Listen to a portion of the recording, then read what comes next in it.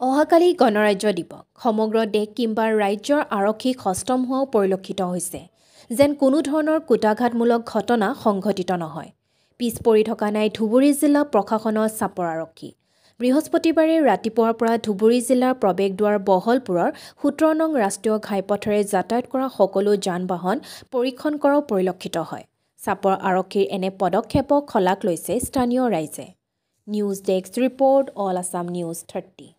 আৰক্ষী আজি পুৱাৰে ভাগৰ পৰা কটকটীয়া নিৰাপত্তা বা তালাচী অভিযান চলাইছে এই ক্ষেত্ৰত আপোনাৰ সাধাৰণ সচেতন নাগৰিক হিচাপে কি ক'ব চাওক অহাকালি 26 জানুৱাৰী গতিকে অসমৰ বিভিন্ন প্ৰান্তৰ দৰে বহলপুৰতো বা চাপৰ থানাৰ অন্তৰ্গত বহলপুৰতো চাপৰ আৰক্ষীয়ে যি তৎপৰতা লগাইছে সেইটোক আমি আদৰণি জনাইছোঁ কিয় 26 জানুৱাৰীৰ দিনাখন যাতে কোনো ধৰণৰ দুষ্কৃতিকাৰীয়ে কোনো ধৰণৰ অঘটন ঘটাব নোৱাৰে তাৰ প্ৰতি সচেতন আমাৰ চাপৰ আৰক্ষী গতিকে চাপৰ আৰক্ষীক ধন্যবাদ জনাইছোঁ